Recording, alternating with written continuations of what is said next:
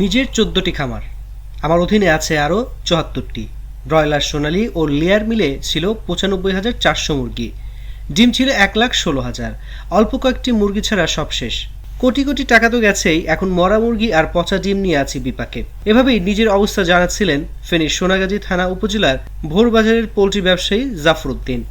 আমাদের স্টাফ বিল, ঘর ভাড়া, বিদ্যুৎ বিল এখন সবই লস, কারণ এগুলো আর ভবিষ্যতে রাখি আর মনে লাভ হবে না। এটা তো আমাদের আর কোনো পোষণের অবস্থা আমাদের নাই।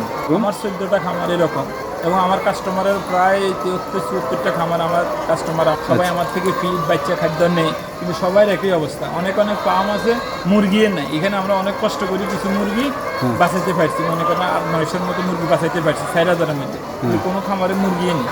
বন্যা যেদিন শুরু হয় সেদিনের কথা জানিয়ে তিনি বলেন, রাত 3টার পর পানির চাপ আসছে, মুহূর্তে পুরো এলাকা ডুবে যায়। জীবন নিয়ে ব্যস্ত, সম্পদ বাঁচানোর সুযোগ পাইনি। আমার মতো বহু খামারির পথে বসার দশা। ঘুরে দাঁড়াতে প্রয়োজন সরকারি ও বেসরকারি সহায়তা। জানা গেছে বন্যায় সবার মতো ফেনীর খামারিদের মাথায় হাত। তাদের বোবা কান্না বোঝার সাধ্য নেই সবার। একদিকে ঘরবাড়ি ক্ষতিগ্রস্ত, আরেকদিকে কোটি কোটি টাকার সম্পদের ক্ষতি।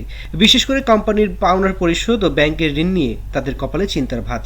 স্মরণকালের ভয়াবহ ও আকস্মিক বন্যা প্রথম দিকে জীবন বাঁচানোর লড়াই থাকলেও এখন ঘুরে দাঁড়ানোর চিন্তা তাদের। পশু হাসপাতাল, এরপরে ফেনী জেলা পশু হাসপাতাল, ওইরকম কোনো আমাদের থেকে এখনও কোনো একটা ফোনও কেউ দিয়ে আমাদের খোঁজ খবর নেয় নাই, আমাদের খামারগুলো ভিজিট করে নেয়। উপজেলা পানি সম্পদ কর্মকর্তা আছে বা অন্য কর্মকর্তা আছে, কেউ আমাদের সাথে এখনও ন্যূনতম যোগাযোগও করে না। করে একটা লিস্ট বাইর করছি, কার কীরকম ক্ষতি হয়েছে, ক্ষতির পরিমাণ কি, আমরা নিজেদের একটা লিস্ট করছি, আমাদের কি অবস্থা এটা জানার জন্য, বোঝার জন্য, এই আর কি। এরপরও আমরা এই পানি সম্পদ, এই সোনাগাজী পানি সম্পদ অধিদপ্তরে একটা লিস্ট দিছি, আমার কি পরিমাণ ক্ষতি হয়েছে। এরকম আমার মতো সব ডিলারে এই প্রান্তিক পর্যায়ে খামারি সবাই দিছে। কাছে কালকে আমার ইস্টার্ন ব্যাংকের হেড অফিস থেকে ফোন দিছিল।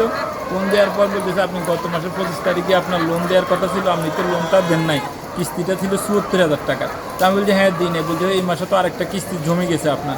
তা আমি বলছি হ্যাঁ 2টা কিস্তি, আমাদের এদিকে ফ্ল্যাট হয়েছিল, এই কারণে দিতে পারি না। তো বলতেছে ঠিক আছে, সরকারের একটা নির্দেশনা ফেনী, নোয়াখালী, কুমিল্লার জন্য আসছে। সেক্ষেত্রে হচ্ছে যে কি আপনি লোনটা এই 2 কিস্তি 67,000 করে 1,28,000 টাকা আপনার আমার ডিসেম্বরের লোন ক্লোজিং হবে, তখন জানুয়ারি ফেব্রুয়ারি এক্সট্রা 2 মাসে দিয়ে দিলে হবে। তো আমি বলছি সেই ক্ষেত্রে আমার এখানে কি ইন্টারেস্ট কম বেশি হবে?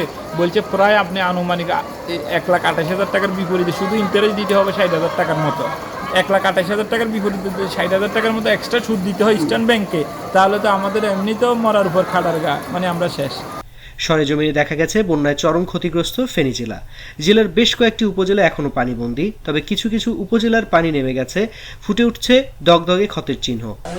মানুষের ঘরবাড়ি থেকে শুরু করে সবকিছুই ক্ষতিগ্রস্ত, যার প্রকৃত চিত্র তুলে আনা প্রায় অসম্ভব।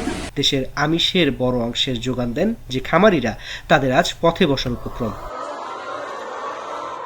সরকারি হিসাব অনুযায়ী ফেনী জেলার মোট 6টি উপজেলায় 39টি ইউনিয়ন ও পৌরসভা ক্ষতিগ্রস্ত হয়েছে।